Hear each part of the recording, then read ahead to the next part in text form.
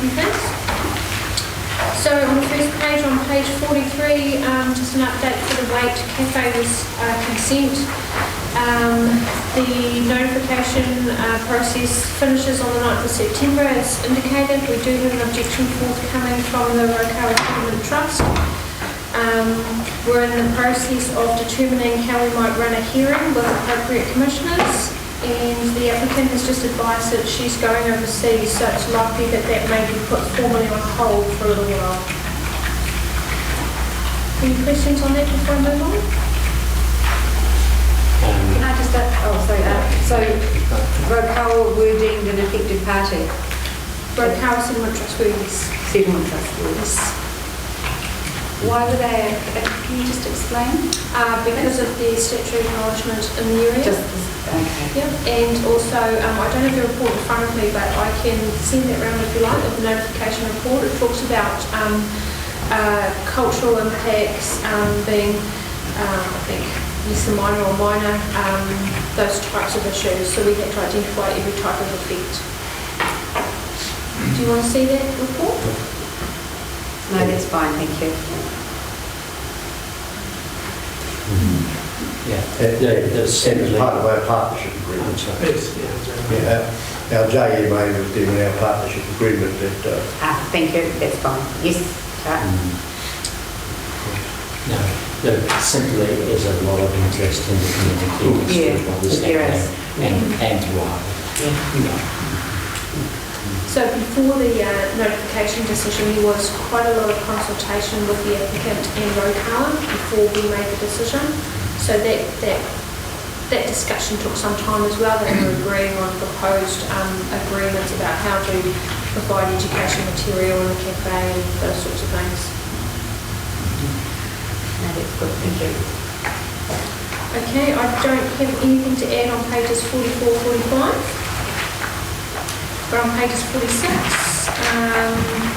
just highlight there that we have advised mobile store holders that have been using Leslie Road area in the past that those permits are not going to be issued. That's because council owns the land, so we have a role to issue permits for mobile traders in terms of the food hygiene regulations. We also have the authority as a landowner to decide where those people can park. Bylaw workshop, I think I mentioned that at the last meeting that we're doing that in February and March. And I think I also mentioned that we had started investigating a property maintenance bylaw in Auckland City. Not quite sure whether it's fit for purpose yet, but we'll bring that conversation back to council. It's more around nuisances that have been created by these buildings in terms of rat infestation and water and things like that. And our environmental health team are actually very proactive and managed to get a lot of that resolved without the need of a bylaw. Just for you, Jim, there is quite a bit of interest, of course, among some of the councils and the public in general over that. It's been publicised, and some people see it as a catch-all for getting rid of our derelict buildings. Nothing's ever as easy as it seems, as you and I both know. So it'll be interesting to get that for those councillors that are here next year. Healthy Rivers.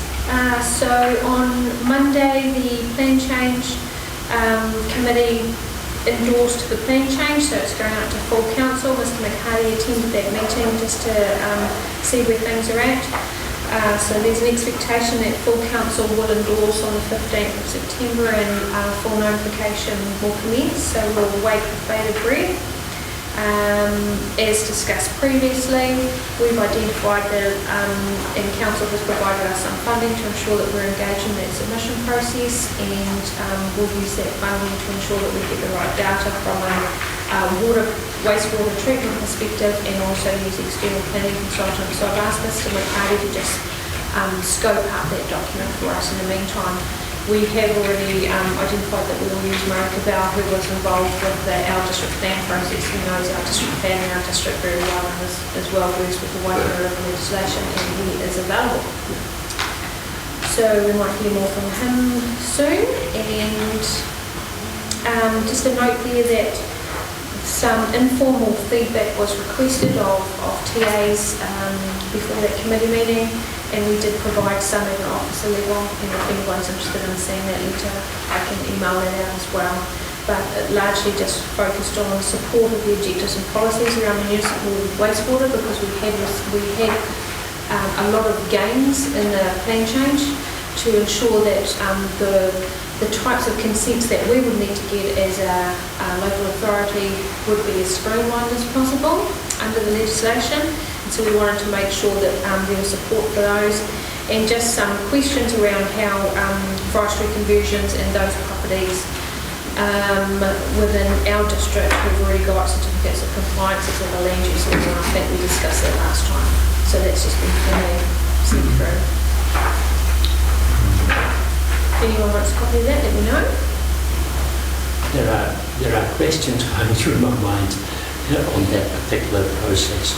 How involved can our council be in advocacy on behalf of our rural ratepayers? And I haven't sorted it out what form that advocacy could take, but I think this whole process is so important to the whole economy of this district that anything we as a council can do to help the rural ratepayers, to help the whole process will be beneficial. So the intention of making a submission for the plan change is to ensure that we're involved as an organisation. So that means that we'll have the opportunity to speak to any of the commissioners or committee or council, whoever's going to be the decision-making body. I think it's going to be a list of commissioners. I have seen a draft report. And then at the outset, at the very least, if we become an interested party, even if we don't appeal the plan change, we're still involved in that conversation. So any gains that we have made currently, if they start to get watered down, then we have a say in that. And so that's really important. So the good work that we've done up front to ensure that the municipal supply wastewater objectives and policies are elevated, that's really key for us to hold on to.